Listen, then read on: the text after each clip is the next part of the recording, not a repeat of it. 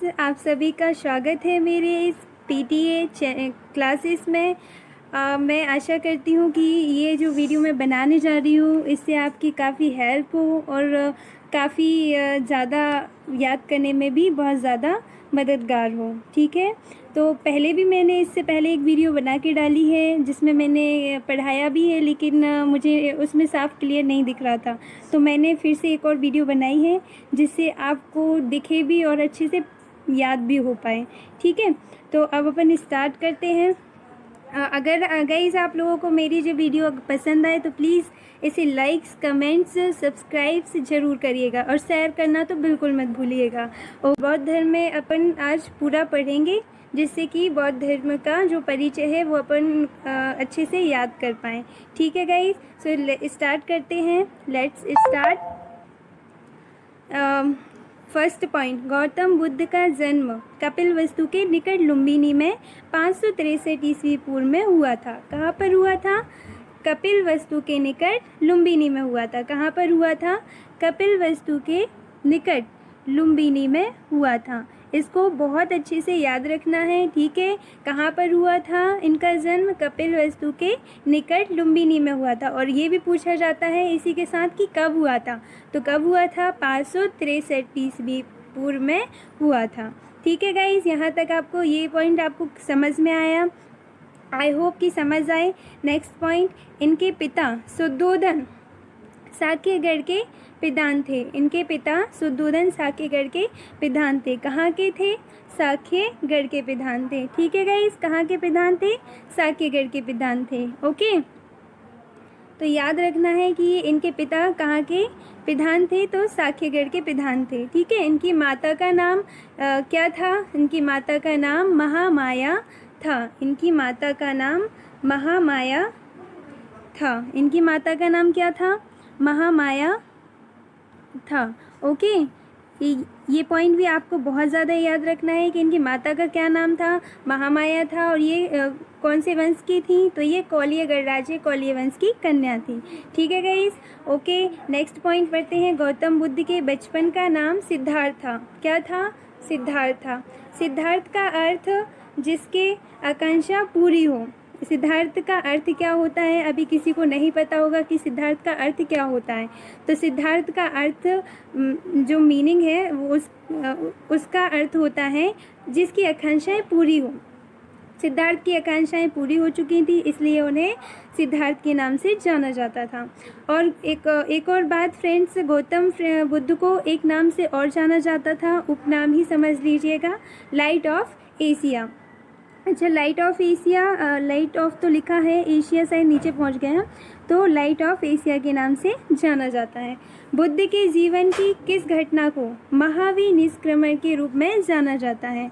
ठीक है, तो बुद्ध के जीवन की किस घटना को पूछा गया है कि महावीर निष्क्रमण के रूप में जाना जाता है, तो उनके गृह त्याग को किसको जाना जाता है? उनके गृह त्याग को जाना जाता है। उनके गृह त्याग को जाना जाता है। ठीक है गाइस, इतना याद रखिएगा कि उनके जो जीवन की घटना, किस घटना को महावीर निष्क्रमण के रूप में जाना जाता है, तो याद रखिएगा कि उनके गृह त्याग। मेन पॉइंट यही आता है कि उनके जो गृह त्याग है उस घटना को क्या कहा जाता है। ऐसा भी क्वेश्चन उल्टा करके भी पूछ लिया जाता है, तो आप लोग याद रखिएगा। ठीक है ना, तो महावीर निष्क्रमण के नाम से इनकी जो घटना हुई थी ना गृह त्याग की, उसे इसी नाम से पुकारा जाता है। तो यहाँ तक क्लियर हुआ गाइस। नेक्स्ट पॉइंट पे आते हैं। फिर उसके बाद 29 वर्ष की अवस्था में उन्होंने गृह त्यागा। कब त्यागा? 29 वर्ष की अवस्था में उन्होंने गृह त्याग दिया था। ठीक है, जब महज वो 29 वर्ष के थे जब उन्होंने अपना घर छोड़ दिया था, जिसमें बौद्ध ग्रंथों में महावीर निष्क्रमण की संज्ञा दी गई है। ठीक है, मैं अभी ऊपर ही समझाया था, तो इसी जो गृह त्यागा था ना उसी को महावीर निष्क्रमण की नाम से पुकारा जाता है। ठीक है, नेक्स्ट पॉइंट पढ़ते हैं। गौतम बुद्ध की माता किस वंश? गौतम बुद्ध की माता किस वंश से संबंधित थी। तो ये भी पूछा जाता है कि जो माता थी गौतम बुद्ध की वो किस वंश से संबंधित थी, अभी ऊपर समझाया था। तो वो वंश कौलिय था, कौलिय वंश की थी। ठीक है, तो गौतम बुद्ध की माता कौलिय वंश की थी। ओके, राजा अशोक के अभिलेख में सूचना मिलती है कि शाक्य मुनि बुद्ध का जन्म लुम्बिनी में हुआ था। किसके अभिलेख में मिलती है? राजा अशोक के अभिलेख में। राजा अशोक के अच्छा गाइस, जो राजा अशोक है ना, तो उन्होंने ही बौद्ध धर्म का प्रचार प्रसार किया था। अपने कलिंग युद्ध के 20 साल जो बाद हो गए थे अभिलेख से। अशोक को तो सभी जानते होंगे, है ना, अशोका। तो अशोक के अभिलेख में सूचना मिलती है कि शाक्य मुनि बुद्ध का जन्म लुम्बिनी में हुआ था। कहाँ पर हुआ था शाक्य मुनि बुद्ध का जन्म? तो वो लुम्बिनी में हुआ था। कहाँ पर हुआ था गाइस? लुम्बिनी में हुआ था। ठीक है, लुम्बिनी में हुआ था, याद रखिएगा ये पॉइंट। नेक्स्ट पॉइंट पे चलते हैं। तो यहाँ पे नेक्स्ट पॉइंट पे चलते हैं। मौर्य वंशीय शासक अशोक के रुमिनदेई अभिलेख से सूचना मिलती है। कौन से अभिलेख? अशोक के रुमिनदेई अभिलेख से। ठीक है, ये अभिलेख भी याद रखना है कि मौर्य वंशीय शासक अशोक के रुमिनदेई अभिलेख से सूचना मिलती है। ठीक है, ये पॉइंट बहुत ज़्यादा इम्पोर्टेंट है कि कौन से अभिलेख से मिलती है। तो कौन से अभिलेख से? रुमिनदेई अभिलेख से। ठीक है गाइस, इसको ज़रूर याद रखिएगा। ओके, फिर नेक्स्ट पॉइंट पढ़ते हैं कि शाक्य मुनि बुद्ध का जन्म लुम्बिनी में हुआ था। तो जो गौतम बुद्ध का जन्म है लुम्बिनी में हुआ था, शायद यहाँ मिस्टेक हो गया है। तो गौतम बुद्ध का जन्म लुम्बिनी में हुआ था, ये पहले ही पढ़ चुके हैं, तो याद ही हो गया होगा आप लोगों को। नेक्स्ट पॉइंट पढ़ते हैं। इस विलय के अनुसार अशोक राज्य विषय के 20 वर्ष बाद यहाँ आया था। 20 वर्ष बाद यहाँ आया था। ठीक है गाइस, 20 वर्ष बाद यहाँ आया था। इस विलय के अनुसार अशोक राज्य विषय के 20 वर्ष बाद यहाँ आया था और उसने उस स्थान की पूजा की थी जहाँ शाक्य मुनि का जन्म हुआ था। तो अशोक ने कौन से स्थान की पूजा की थी? तो जहाँ गौतम बुद्ध का जन्म हुआ था ना, वहाँ उस स्थान की उन्होंने पूजा की थी, है ना। जहाँ उनका जन्म हुआ था उस स्थान की उन्होंने पूजा की थी। फिर उसके बाद आगे बढ़ते हैं। साथ ही इस अभिलेख में लुम्बिनी के बुद्ध का जन्म स्थल होने के कारण इसे कर छूट प्रदान करने की घोषणा का भी उल्लेख इन्होंने अंतिम दिन पावापुरी साथ ही इस अभिलेख में लुम्बिनी के बुद्ध का जन्म स्थल होने के कारण इसे कर छूट प्रदान करने की घोषणा का भी उल्लेख इन्होंने अपने अंतिम दिन पावापुरी में एक चुंद नामक लोहार के यहाँ बिताए थे। ठीक है, ये पॉइंट सब मिक्स हो गया है। साथ ही इस अभिलेख में लुम्बिनी के बुद्ध का जन्म स्थल होने के कारण इसे कर छूट प्रदान करने की घोषणा की। तो किसने की थी घोषणा? अशोक ने की थी। किसने की थी? अशोक ने की थी।